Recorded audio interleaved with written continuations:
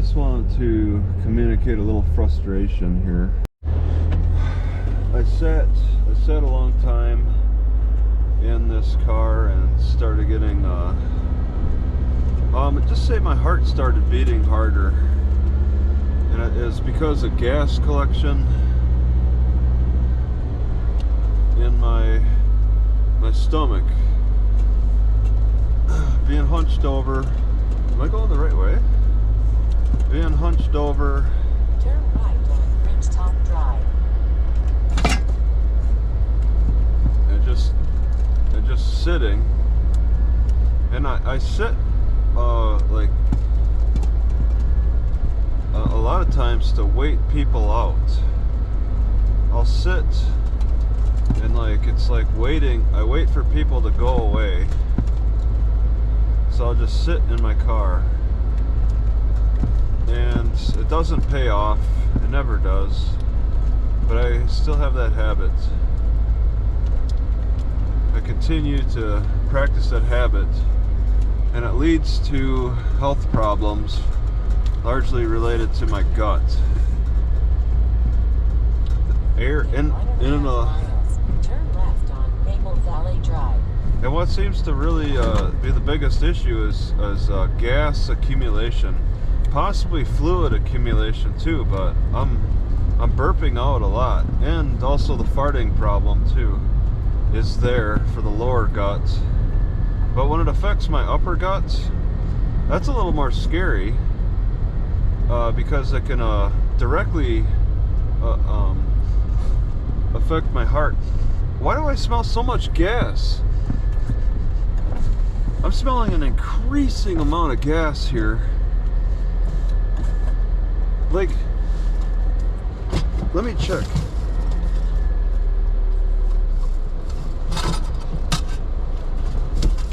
I gotta get out of this spot. Oh my God. There's an increasing smell of gas here.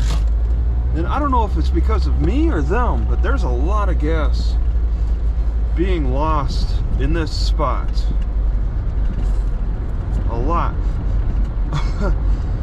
Yeah, I think it's right there.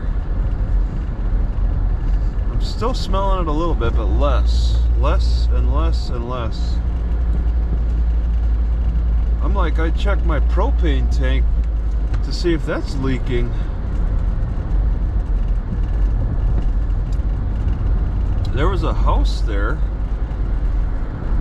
Farmington city limits. But yeah, I think gas is gonna get me. I'm gonna sit for too long and gas is gonna accumulate. That's why I can never take a painkiller. Not a single painkiller. I cannot ignore any pains, any pressures. I cannot ignore any of that. I need to know. I need to be very aware. And it's a movement issue. I need to move to readjust things so the air can escape and all of that. Sitting for too long is just so detrimental as I get older.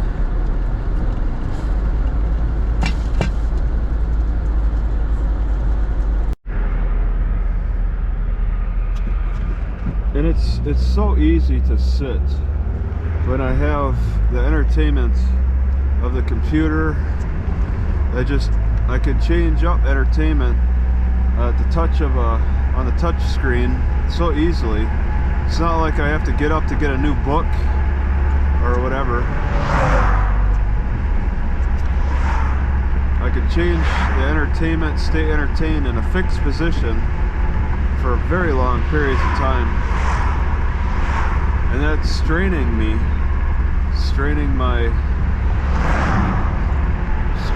body that needs to move constantly. That was a lot of gas. Dang. Lifting at the traffic lights.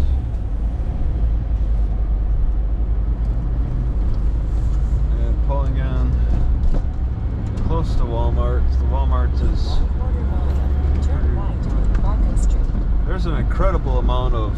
Wait, I got my air on still. there's a lot of fumes in the air. There's a lot of air pollution around these parts.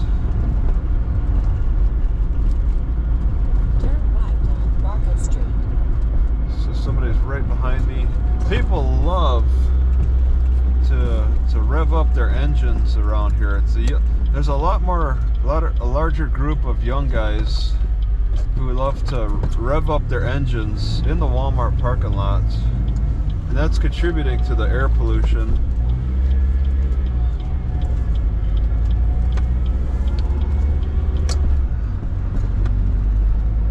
1/4 mile, arrive at Walmart Supercenter on the left. But I go back because I don't know where else I could park, really.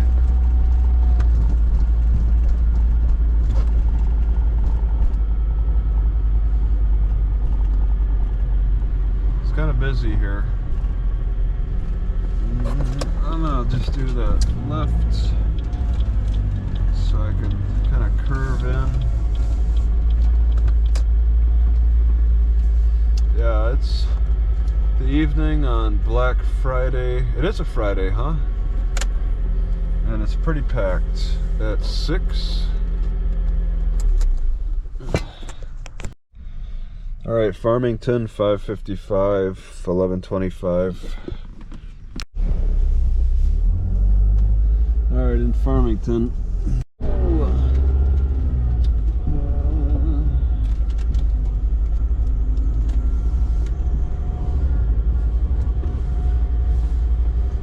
All right, why do I have to report to Judge Owsley secondhand information? That's objectable in a trial. He demands that I report information that comes from the Court of Appeals. They're the primary focus. They're the primary target. They're the ones who are creating the information. They've got the first-hand knowledge of how the status is for what they're doing. Yet Judge Owsley demands that I, or in my case my lawyer, reports directly to him. Nothing on paper is satisfactory. We have to go to the courthouse to make that report. And he's demanding secondhand information from my lawyer. My lawyer has to check, and even I do, the Third Circuit with the Third Circuit Court of Appeals, like what, an hour before. Turn right at the traffic light. An hour before. My lawyer has to check with the Third Circuit Court of Appeal an hour before meeting with Judge Owsley, so he has the most update information. Yet that's something that Judge Owsley could do himself. So demanding secondhand information is once again a fallacy, just like the whole kangaroo court was a big fallacy, relying on circumstantial evidence and not following the constitutional law, and he continues to do it even with demanding in person of these updates from the third-hand source. My lawyer has to check with the Third Circuit Court of Appeals. It just like everyone else has to. There's a case number. You type it into their system to see what the status is for my case, and yet Judge Owsley demands my lawyer do that for him. And if he wants to bring this to court with prosecutor present, well, this is an objectionable demand. It's almost like Judge Owsley is demanding this on behalf of the prosecutor,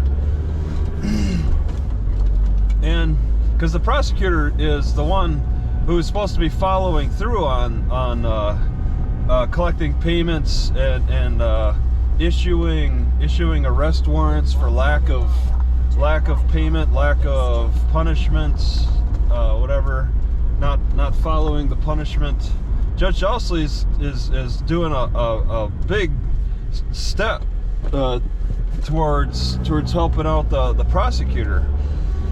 So it's like my lawyer is put in a position to have to like deal with the judge, when really he should be talking more directly with the prosecutor and objecting to the prosecutor demanding. I'd say Right at the stop sign. I'd say the demand would be more on the prosecutor, the prosecutor's demanding that I show up in person at court to make this report, and I would object to that and argue that he's demanding secondhand information when you could just give them the link. They have, by, you know, this has been the second meeting now, the second hearing on the updates, the update hearing. How many courts have update hearings like this? And like you object to that and say, previously we've given you the information for you to go to the website directly and look at that yourself. You have the information, you have the website, you have the court case, and you can look it up yourself, okay? And you would get more accurate information directly from the Third Circuit Court of Appeal than you would my lawyer. Because my lawyer, you know, he might check it an hour before. Something could before the hearing, something could happen between that hour and the hearing in the Third Circuit Court of Appeal. So Judge Owsley is not getting the most up-to-date information by demanding my lawyer drive to his courthouse just to say he has nothing to report from the Third Circuit Court. It's really an inefficient system, and how can we object to that? All right, it looks like I might have killed the 10. Why does it say take a left? Was it really this way? I forget. In 1/4 mile, turn right on Potosi Street. All right. See, I'm in farmland. I'm just going back to the Walmart, and I think I'd like to head south tomorrow, possibly. Not stick around farmland anymore.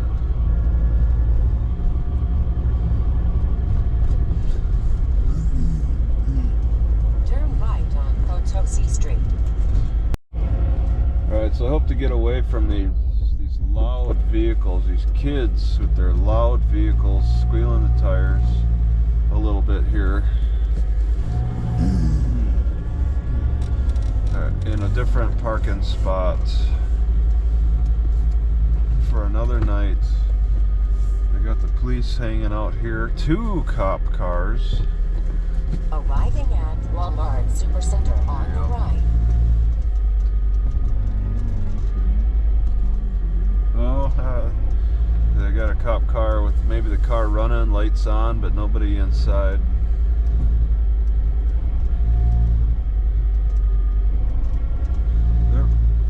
They're much more concerned about what happens inside the store, not so much in the parking lot.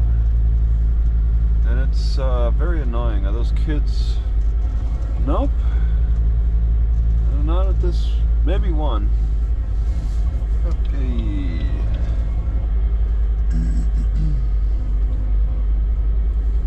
But yeah, there should be good Wi-Fi here. They got the pickup center plus the automotive section, both on the same side, which is really rare. Okay. There's somebody in this yellow car. I don't want be right next to them. Oh God.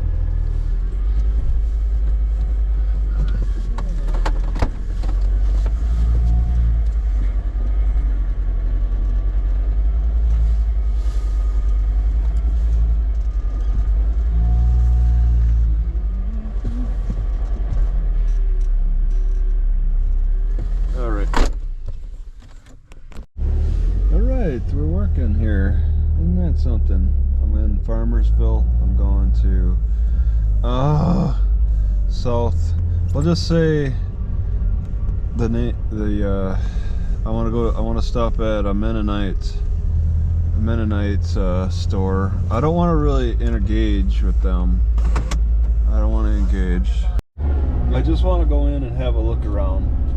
Let's turn on some air. This Mennonite grocery store outside any city property. It's very curious to me. Very curious indeed. I rolled that window down all the way.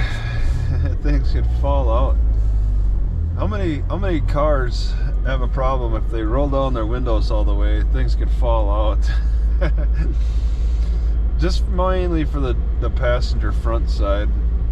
The rear, I got the net up to catch things. I got the net to catch things from falling outside the car, but no net to catch things from falling on me.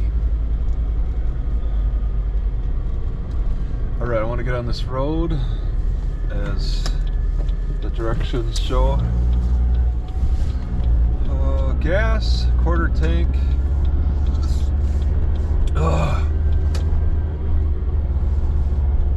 Plenty of gas. Goodwill. Right at the traffic light. So I bought a water bottle in Farmerville from Urban King. They got the style that I like. Walmart does not have that style at all for the drinking top. So it's about mostly bought groceries in Farmerville. But I am definitely happy to leave. There's no way I want to sleep in a Walmart again. Ever. Those kids in their trucks and their cars with the loud motors and the squealing tires. They'll squeal their tires even when it's dry out. They don't need wet conditions to squeal their tires. They just do it whenever they feel like. They're wearing away at their tires a lot, and their engines, and they do it like every night in the Walmart parking lot. It's like a tradition. Maybe their parents did it, and their parents before them did it. Hung out in the Walmart parking lot and squealed their tires and yelled at each other. And one guy last night, this GoPro 10 failed to work because I guess the battery was dead. But I had this truck pull up right next to me, right on the driver's side, and he said, "Wake up." And then he pulled out and left, and that was it. I was told to wake up by this truck. I didn't really see him because my windows were foggy. I was told to wake up last night. I had the camera on after he said that. Well, no, I tried to turn the camera on after he said that, but the GoPro 10 failed for whatever reason. We can help with the party. Tables, chairs. National Guard Armory, outdoor products. What is it, 40? Okay. Nobody behind me, that one car in front of me. Twice the ice. 24 hours filtered water, 25 cents. Veterans Memorial, Orchard Park. Behind the Norman Loregdan Dawkins Broadcast Group. It's a radio station. Save a Lot Hometown Grocer. Yeah, I'm a little nervous about going to this Mennonite.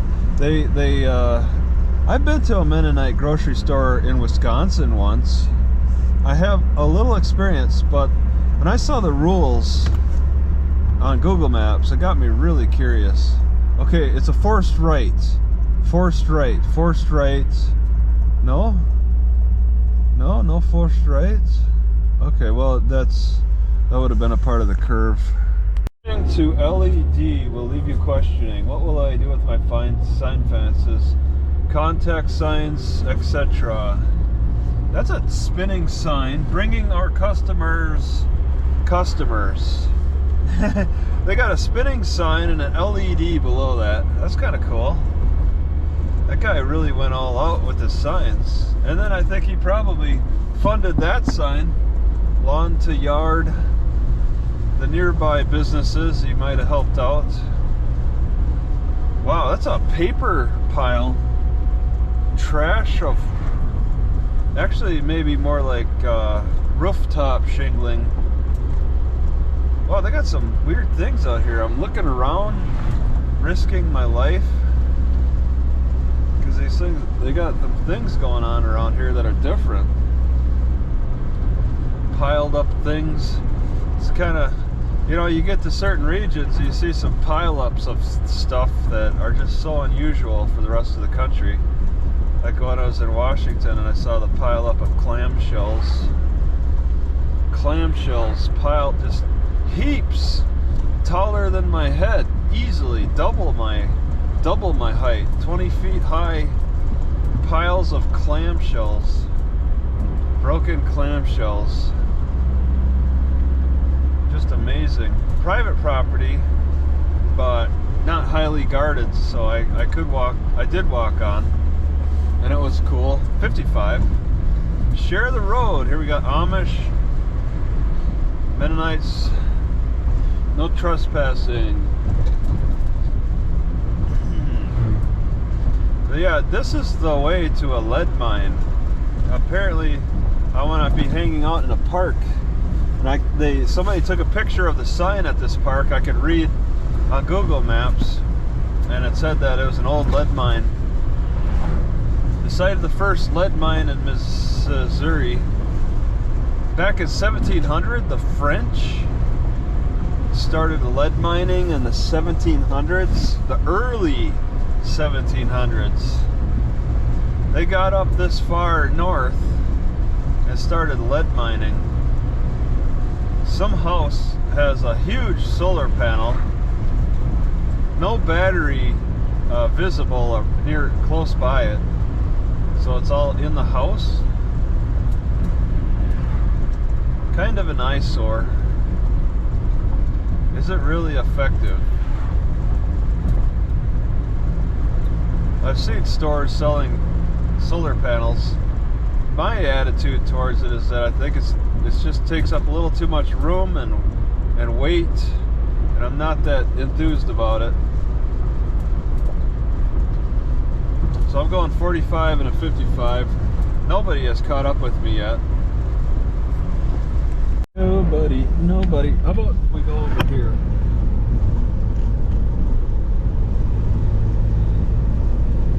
A lot of reflection.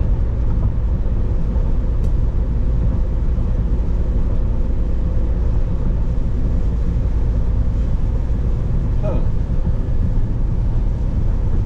Okay, back over here.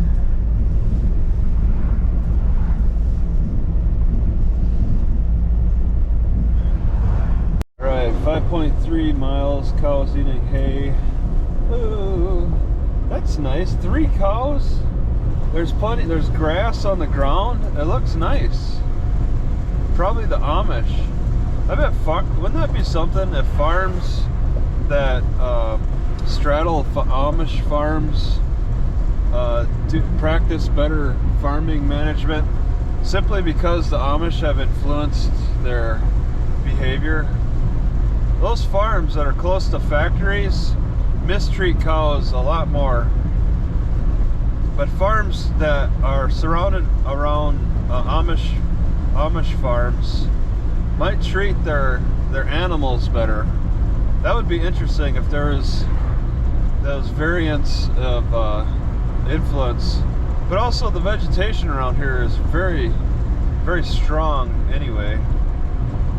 This is a warmer Wisconsin. Hundreds of miles south of Wisconsin, straight south. And this would be what Wisconsin would be like if it was further south. Green grass in nearly December. No snow. Highly vegetative. It looks really neat. There are Mennonites in Wisconsin, and I went to that Mennonite grocery store, Plum Creek, in between Barron and Rice Lake, Wisconsin, and bought a bag of blueberries. At that time, they had a lot of blueberries. This time of year, what could possibly be sold? You know, if they had squash, I'd be very interested. But, I mean, what are the chances that squash is still being sold in a local grocery store? This isn't some farmer's market. This is like, these guys are a business. A real grocery store, but out in the middle of nowhere. And you have to take some real back roads to get there. But you know, they set up this business, and then so they're going to increase traffic on these back roads because of it, possibly. They're not going to sell any pineapple at this store. I doubt it.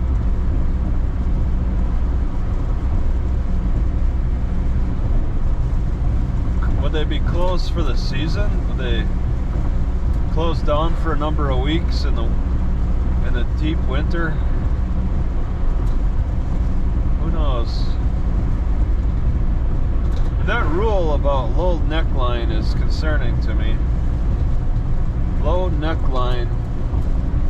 I got a collared shirt. They're talking about like exposing your neck. I'm a little intimidated. I mean, that first Mennonite store I went into in Wisconsin, I went in with a very open mind. Younger, you know, attitude. Very experimental, but I'm not like that now. I'm kind of happy with the things I buy. I'm not as experimental as I used to be. Haven't picked any local grass to boil in a long time now. Oh my God. That cow mooed. They got grass. These cows are doing better. They got fewer cows in their small penned-in areas. You know, they're not overcrowding cows so much that there's mud all over the place, that there's no sign of grass.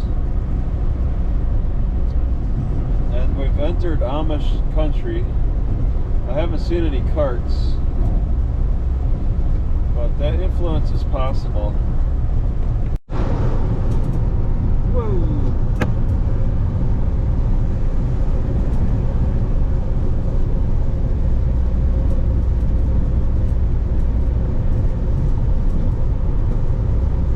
Fields.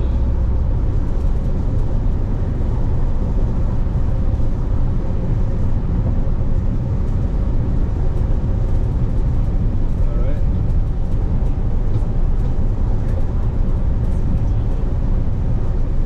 Highway D, double D.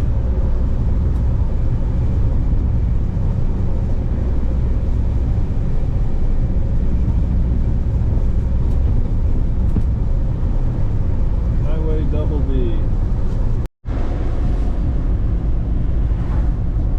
Yeah, it's been mostly a pleasant ride. I like this drive. Getting to somewhere new, taking a relaxed drive. Nobody's caught up behind me. I wonder if people drive more cautious in these areas that have the warning signs about Amish. Yeah, okay. Oh, it's closed. Reopening April 14th. The Home Garden Community Market, fresh produce grown in St. Francois. All right, it's closed. All right. I'll go the direction. In 1.25 miles, turn left on Old Fredericktown Road. But it is closed seasonally. What a weird fence. It is a seasonal close. I'm happy to get off that main road, which is a back road, but it's a main back road. Yeah, this is still paved, but... In 1 mile, turn left on Old Fredericktown Road. This is heading in the direction of the park I want to stop at. So they don't open until April. Wow, April, that's a long time down. I should have known. They closed for the winter. I should have known that they'd run out. So cool out here though. What is it? Oh my god, it's 55? There's no way I'm doing 55 on this curve up ahead. I'm 30 in a 55. Oh, even at 30, it's hard to look around much.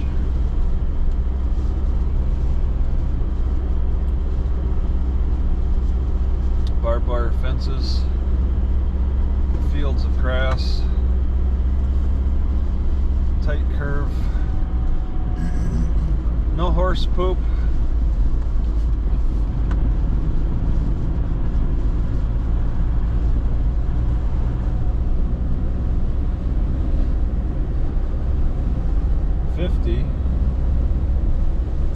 Yeah, I got their store marked on my map, but where can I update for the park? I could just continue south, and I think I basically run into it.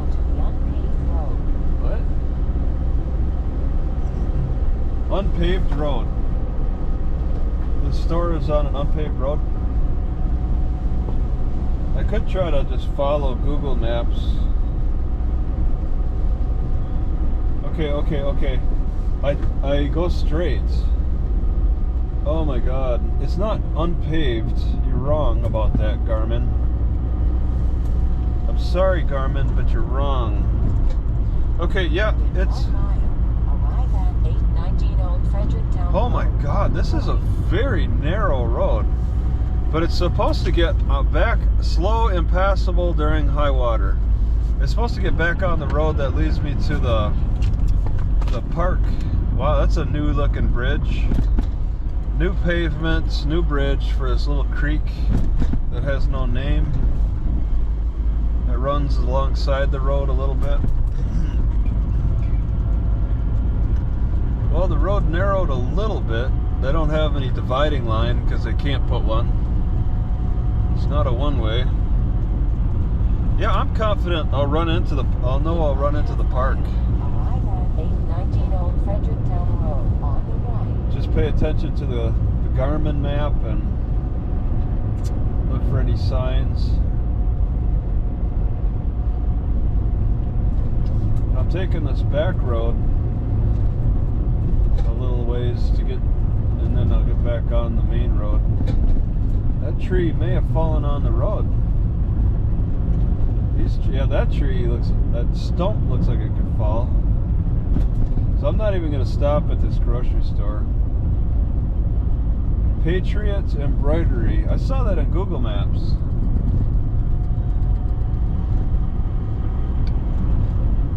I need more things embroidered.